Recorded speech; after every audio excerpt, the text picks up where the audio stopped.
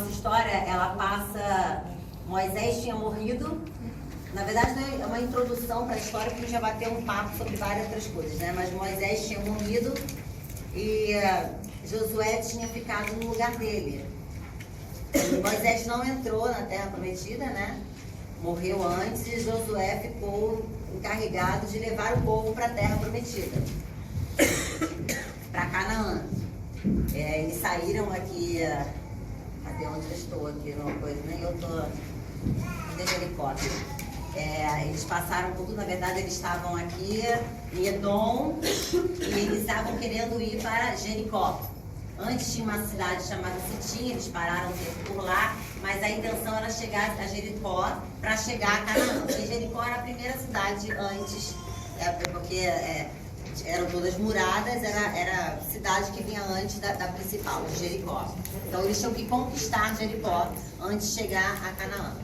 E Josué ficou com essa missão, né, de levar o povo. E até lembrando, quem anda comigo já sabe, porque as pessoas fazem, às vezes, aqui é um lugar de esclarecimento, né? E às vezes as pessoas fazem até uma campanha, eu e minha casa serviremos ao Senhor, né? Sobre isso. A gente crê que nossa casa vai servir ao Senhor, a gente ora por isso, mas não foi Deus que falou isso, tá? Essa casa, eu e minha casa serviremos ao Senhor, foi exatamente Josué que falou. Moisés tinha morrido, então estava todo mundo meio que perdido no deserto, que eu também ficaria, né? Adorando. Um dia a gente inconstante e ele estava lá desesperado, tomou essa missão para entrar na Terra Prometida e todo mundo adorando outros deuses. Ele juntou a galera e falou: olha aqui, eu não sei vocês, mas eu e minha casa serviremos ao Senhor. Então foi Josué que falou isso. Isso não tira a nossa oração, a nossa crença, o nosso querer de orar pela nossa família, né? Mas isso não é uma promessa, tá? Porque às vezes confunde. Então a pessoa, né? Às vezes as pessoas ficam orando, não, a pessoa até o outro amiguinho, irmão, cônjuge, não aceitou Jesus do jeito que ele queria, ou então não foi para a casa de Deus, aí morreu, então Deus não cumpriu. Isso não é uma promessa. Tá? Então isso foi Josué que falou. Por isso a gente precisa saber todo o contexto, senão a gente fica louco. A gente fica louco e começa a fazer disso até um mantra, porque está escrito, eu e minha casa serão o Senhor. Não é isso, está escrito, mas foi Josué que falou, tem um contexto. E aqui a gente bota tudo dentro do contexto para a gente não ficar perdido. E às vezes pagar um preço ou sofrer porque achando que isso é uma promessa. Mas isso não tira o que às vezes as pessoas não entendem, que esse esclarecimento não tira a nossa vontade de querer que todos estejam no caminho de Deus. Não invalida. Mas é bom a gente ser coerente, porque senão fica maluco. E aí vive uma coisa que não precisa viver em nome de Deus. Né? Nossa, que palavra maravilhosa. Já valeu, já. Senão a gente fica carregando como se a gente fosse, né? Temos que, quando a gente conversa, vamos ganhar minha casa para Jesus. Não, porque está escrito, não é isso. Então é bom a gente entender o contexto, tá? Que é libertador e sempre a gente vai vir com isso e eu quero que as pessoas entendam que cada vez a gente sabe da verdade, mas essa verdade do contexto, mais apaixonada a gente fica por Deus e com vontade de orar pro nosso cônjuge, pro nosso filho, mas sem aquele peso, sem aquela coisa de fazer jejum, oração pela vida, do coisa que tem que fazer, não é isso, tá? Então eu escrevi. Josué ficou no lugar de Moisés, como botei, na liderança do povo, por volta de 1230 a.C. Eles atravessaram o Rio Jordão para entrarem na terra prometida de Canaã, vindo do oeste. Nessa época, Canaã estava dividida em grande número de pequenos estados independentes, todos centrados em suas cidades fortificadas e com governantes próprios. Jericó era um governante próprio, uma cidade que tinha seu governante próprio, seu juiz.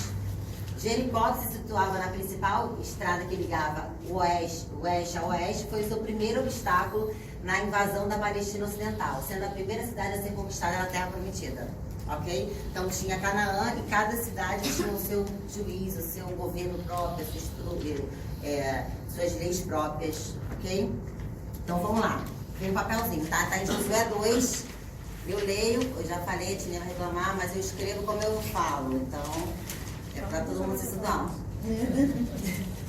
Que bom vocês vieram. Vamos lá. Como eu falei, Moisés tinha morrido e Josué ficou em seu lugar, na função de liderar o povo até Canaã. A época da nossa história representa o melhor do povo de Israel, o período da conquista da terra prometida. Então eles estavam, assim, Moisés tinha morrido, só que eles estavam felizes, porque já tinha passado aquela fase de apostasia, aquela fase de na casa de Senhor, porque eles estavam adorando outros deuses. Eles estavam felizes que eles estavam caminhando, estavam saindo daquele lugar e estavam realmente chegando a Canaã, depois de 40 anos, né? Então, a geração da geração estava chegando, então eles estavam assim, amiguinhos de Deus. Como a gente fica, às vezes a gente está amiguinho de Deus, a gente não está, a gente é meio assim, normal, Deus já está acostumado, faz parte do pacote, né? Uma vez a gente está super apaixonado do dia quando a gente não está muito. Então, nessa fase, o povo estava muito feliz com Deus. Estava tipo assim, caraca, Deus é tudo, né? Como a gente fica, né? É impressionante que no dia seguinte, quando leva uma rasteira, a gente esquece, né? É assim, que bom que até isso tá na palavra, embora tenha outras coisas que além da Bíblia, mas assim, que é ser humano, né? Enfim, então eles estavam no amor, primeiro amor com Deus, enfim, estavam finalmente chegando lá. Mas antes de entrarem na terra, como de praxe, Josué, que era costume da época, Josué enviou 2 homens para espionar a terra e trazer informações. Caraca, vai lá ver o que tem lá, fica de olho. E eles estavam acampados em Sitim, como eu falei, e quando entraram em Jericó, foram direto para a casa de uma meretriz chamada Raabe, de uma prostituta chamada Raabe. Então, o povo de Deus escolhido entrou para espiar a terra e foram direto para a casa de Raabe. Cara, eu fiz o resumão e a gente vai falando, tinha que ser ela, porque Deus, ele é estranho, ele não tem outra palavra, é tudo premeditado. Então tinha que ser Raabe, uma prostituta pagã. Aí eu até escrevi, é lindo saber que Deus conhece nosso coração e não perde a esperança por nós em nós, independente de como a gente esteja, independente da nossa situação, independente de qualquer coisa, Ele conhece o nosso coração. Então assim, Davi foi o homem segundo o coração de Deus, porque ele era perfeito? Não, mas não era nem mesmo, estava longe. Eu fico até às vezes menos culpada porque ele não foi um bom pai, né? Davi foi bem omisso. Então eu dou vários berros assim dos meus filhos, eu não tenho muita paciência, nem dá. Às vezes eu digo assim, que bom que tem uma pessoa que Deus conhece o coração além. Às vezes ele gosta, Deus não tem né? Que bom poder ser. Que bom, estou morando num condomínio novo, já conhecem meus gritos. Que bom, até vai uma semana aqui do domingo a minha vizinha, e gente, ela me vê berrar, me escuta berrar. Mas é gente, né? Gente como a gente, é normal. Então, eu fico até, Deus conhece além do que a gente faz. Às vezes a gente está fazendo uma coisa, Deus fala, cara, Glaucia, você não é isso, né? Eu sei que você não é isso. Deus, ele nos justifica. É maravilhoso saber disso. Vamos lá. E o Espírito Santo, é óbvio, os levou até lá. Os espias não conheciam o coração daquela mulher, né? Pelo contrário, deviam julgar pra caraca o coração daquela mulher. Raabe tinha sua casa construída sobre a larga muralha de Jericó. Era uma prostituta cultual, que era comum em sua época, nos países pagãos de Canaã. E era a pior forma de prostituição, porque tinha a ver com sanção religiosa. Era algo da religião, do culto aos deuses, sabe? Tinha uma sanção religiosa envolvendo a prostituição. E Raabe, era a vida em Jericó, lá era comum acontecer isso, era comum terem prostitutas assim, era comum ter esse tipo de prostituta, era a vida, eles eram pagãos. Era a cultura de Canaã. E aquela mulher fazia parte dela. Ela era pagã, mas tinha ouvido muito falar sobre o Deus que libertou o seu povo do Egito, que fez secar o Mar Vermelho. E quando os espias israelitas foram parar na sua casa, foram muito bem recebidos. De alguma maneira, Raabe acreditava no poder do Deus deles. As histórias sobre seus milagres se tornaram muito reais em seus corações, em seu coração. E ela os acolheu, indo até contra o seu povo, indo contra a sua religião, indo contra os seus costumes. Aqui eu não coloquei, mas ela mentiu para o rei. O rei soube que tinham espias na casa dela e mandou os soldados irem até lá, né? E ela falou que não tinha não, escondeu os meninos, escondeu os dois. Então ela foi contra, ela mentiu, ela era uma prostituta pagã, ela ouviu falar de Deus, desse Deus, que tinham vários deuses, mas Deus dos judeus, e de alguma maneira ela ficou encantada com esse Deus. Porque Deus vai além da nossa crença, da religião, na verdade. Não é da nossa crença, da religião. Ele vai além. Vai além. Ele chega onde ele aparece para quem quiser, na hora que ele quiser, independente do que ele confessa, que a pessoa confessa. Deus é Deus. A gente que acha que só a determinada pessoa ou determinada religião vai para o céu, enfim, quem aceita. Deus, ele está acima da gente disso. Ele olha assim e fala, meu Deus, gente, a Lu só fala besteira, ela está achando isso, cara. Que é só convidando a amiguinha dela, tá, não, você tem que ir na igreja, você tem que ir na igreja, você tem que ir na igreja, porque na igreja você vai mudar. Ah, Lu, fica quieta, não fala nada, deixa que ele vai assistir um filme ali, ele vai ter um encontro comigo. Estou dando um exemplo, né? A igreja, a comunhão é bom pra gente. Não desmerece também não, é bom pra gente. Não salva ninguém, né? Então aquela mulher estava naquele contexto, vivendo aquilo, mas Deus sabia quem era ela. Ela era especial. Ela nasceu ali, ela viveu, estava naquela condição. Mas Deus conseguia enxergar além daquilo. Os israelitas conquistaram Jericó. E daquele tempo em diante, Raabe habitou com os israelitas. A prostituta cultual, pagã, começou a fazer parte do povo de Israel. Uma pessoa, eu já até fiz uma pregação grande sobre isso, na verdade, uma pessoa que, como é que Deus faz? Ela devia ser rodada em Jericó, né? Bem rodada, né? Mal falada, mal vista, ninguém casar como? Rodada, todo mundo já sabia. Né? Deus é incrível, gente. Ela era rodada, ela era uma prostituta, né? Aí ela fez e foi um outro povo. Gente, olha como é que Deus é Deus é Deus. Quando a gente fala ninguém explica Deus, a gente tem que viver isso, porque ninguém explica Deus. Então, mesmo sabendo que a história da Bíblia é a história de um povo, que não é a minha história, essas histórias assim, humanas de gente me fazem ficar louca por Deus, gente. Porque a mulher era rodada, tinha dado para geral na Jericó, era mal vista. Ninguém ia querer casar com ela, tá maluca? Ah, essa daí já peguei, não pegou. A gente já sabe disso. Piriri, baroró, como? Aí o que Deus faz? Deus peca, tá entendendo, Bernardo? Fica assustado não, tá entendendo? Vai falar. O que Deus faz?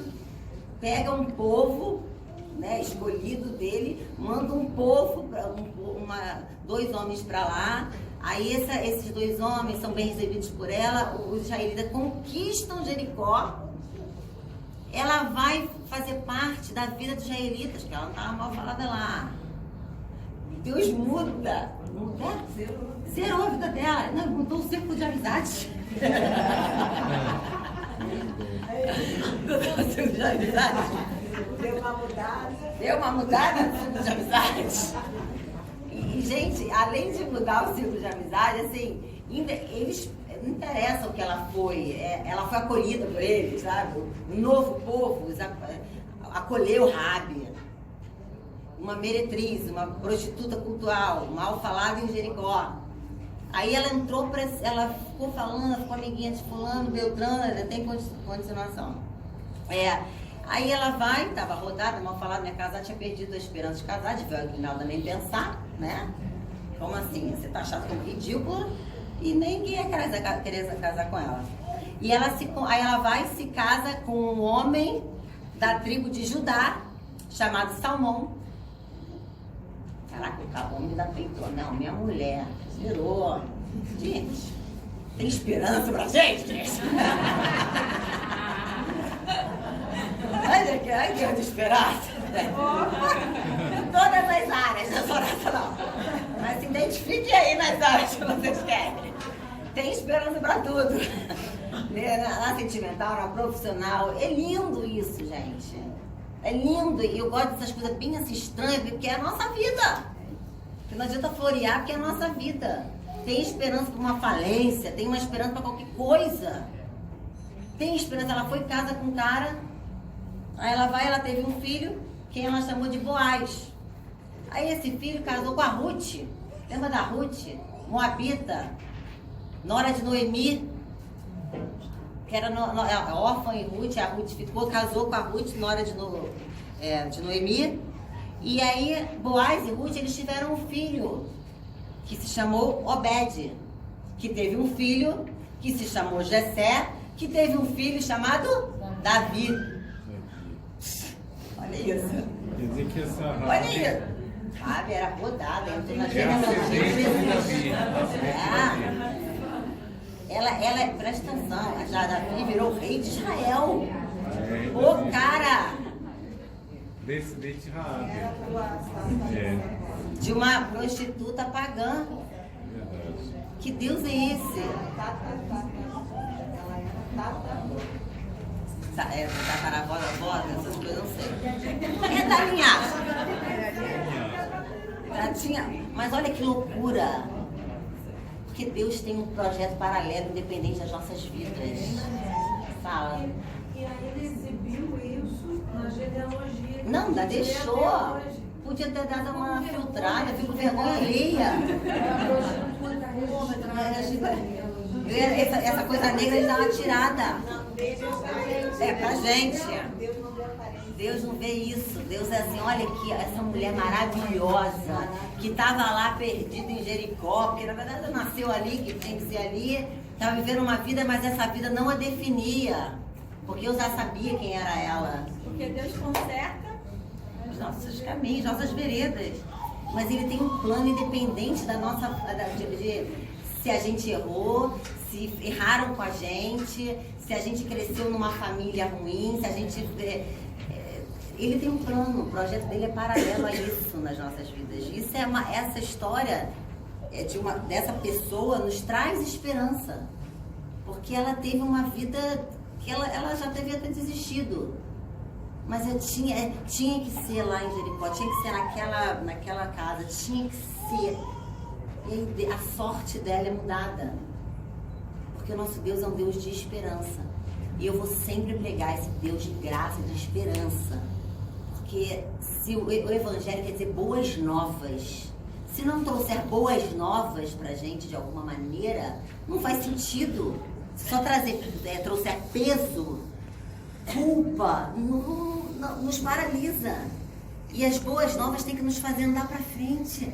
Tem que nos fazer ser apaixonado por Deus, tem que fazer acreditar que tem um dia, amanhã melhor. Porque nós somos seres humanos, a gente tem depressão, a gente tem isso tudo. Então, se a palavra não for rema, não for uma, a gente vai sucumbir numa cama que acontece mesmo. Que acontece. Por isso que quando a gente vai falar com alguém que já está mal, por que eu vou trazer mais culpa para Mariana se ela já está mal? O Evangelho tem que trazer ela à tona para respirar. Tem que falar, Deus sabe, Deus sei disso, mas Deus conhece teu coração. Ele é um Deus de amor e o amor dele vai inundar o teu coração e vai te endireitar. Porque Deus faz isso. E a história de Raabe, que ela não tinha mais esperança, e ela foi assim, pegou. Porque o nosso Deus faz isso. O nosso Deus tem essa capacidade. E é apaixonante. Apaixonante saber disso. Eu queria que todo mundo soube. Às vezes quando eu falo com as mulheres, e às vezes elas fazem uma coisa, eu queria que eu entrar na vida de vocês para fazer por vocês, porque às vezes elas são meio devagar em algumas coisas, e eu sou devagar, podia ter essa troca. Mas eu queria que as pessoas, sabe, eu sou tão apaixonada por Deus que quero apertar a bochecha dele, eu queria que todo mundo sentisse isso, tivesse essa liberdade de ter essa coisa, de entender uma palavra dessa que liberta, dessa mulher que era rodada e casou, então Jesus já tá lá e ficou, ó, ficha limpa. Do rei Davi, cara. Agora, que hype, prostituta, vamos falar, tá maluco. Olha que lindo. Que Deus é esse, né? Que Deus é esse. Raabe entrou na genealogia de Jesus. O mundo dá voltas. Uma coisa importante, gente, o mundo dá voltas. O mundo dá voltas. Voltas e voltas e voltas. Isso é lindo demais. Ela era escolhida a despeito da sua condição de vida. Ela não nasceu para viver aquilo. A própria cultura, como eu falei, quem sabe as circunstâncias a levaram para aquela situação, mas lá não era o seu destino final. Os planos de Deus não se frustram. Os homens podem fazer planos. A vida pode ter fatalidades, como tem pra caramba. A gente pode errar, podem errar conosco. A gente podem tirar nosso tapete, podem fazer mal. Mas Deus tem um projeto paralelo a isso. E ele não se paralisa, não, o projeto não para. Pode parar, retardar um pouquinho, ficar um pouquinho, porque a vida é vida, né? Acontece, mas não para. E é muito mais fácil sentir isso quando a gente também caminha junto, sabe? Eu tô aqui por causa de vocês.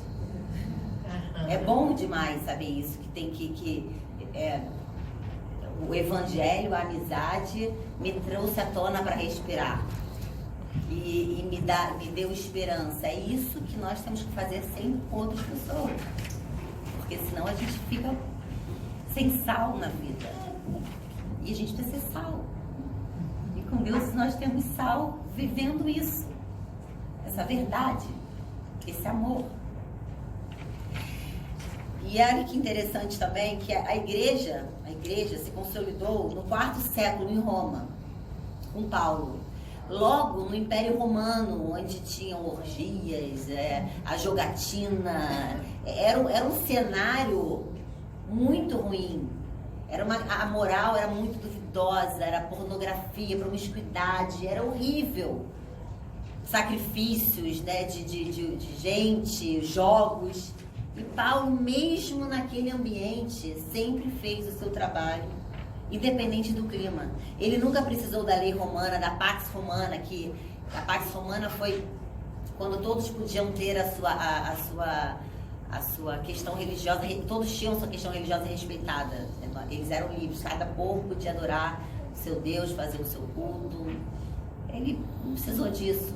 Ele viveu e fez o que tinha que fazer, independente disso, para difundir o evangelho, porque verdadeiramente a vontade e o propósito de Deus correm em paralelo a qualquer tipo de realidade, seja ela boa ou má. Tudo passa pelo Pai. O homem maquina o mal, a gente sabe disso. A gente sabe também que as fatalidades acontecem. Nossos erros nos atrasam demais e trazem consequências. O diabo existe, a gente sabe também, com as suas legiões de anjos, mas os seus poderes, assim como dos homens, são limitados. E outra coisa, o diabo não é um opositor de Deus. O diabo e Deus. Não é assim. Nada. Então, às vezes as pessoas fazem tanto assim, guerra espiritual, né? A pessoa fica numa coisa. Ele não é o bem e o mal, as pessoas associam que é Deus e o diabo. O diabo não tem esse poder todo, não tem. Ele não é um opositor, ele não é um Deus mau lutando contra o Deus bom. A gente precisa também tirar isso da cabeça, porque a gente também fica só vivendo essa coisa de guerra espiritual, de que é o diabo. Não! Ele é um anjo caído que se aproveita das nossas falhas para potencializar as nossas quedas. Mas ele não cria nada. Ele não está lutando contra Deus.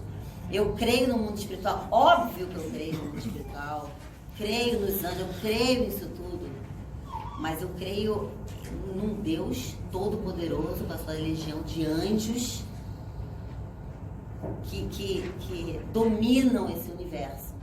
E creio que o diabo, ele não é um opositor desse Deus grandioso, não tem essa força toda.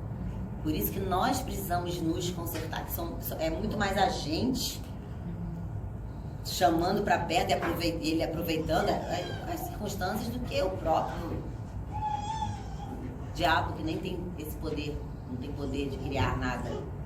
Então as pessoas ficam muito no espiritual e esquecem de curar, o humano. É o humano que tem que curar. É caráter, desvio de caráter, sabe? É sim, não, é conduta. É isso que traz brecha, é isso que destrói, é isso que a gente abre a guerra do mundo espiritual. Às vezes as pessoas estão orando, jejum, oração, só fazendo essa movimentação, mas sem estar curando o que verdadeiramente a humanidade que precisa ser curada, que precisa de uma terapia, que precisa de uma ajuda. A gente precisa trazer até isso para nossa, para essa espiritualidade para o chão. Porque senão fica uma coisa muito espiritual e a gente acaba se perdendo e não tem cura nenhuma. Tem que começar por nós. Por isso, se cremos em Deus, a despeito da nossa situação, Ele vai ao nosso encontro nos resgatar. E eu até escrevi aqui, hoje vocês estão quietinhos, deve ser o lugar, né? Quinta passada, todo mundo pra caramba. E eu escrevi aqui que é o meu momento, assim, não reconciliação com Deus, mas com tudo. Que essa noite seja uma noite de reconciliação, de recomeço e de libertação dos medos da nossa alma. Porque é nisso que nós cremos. É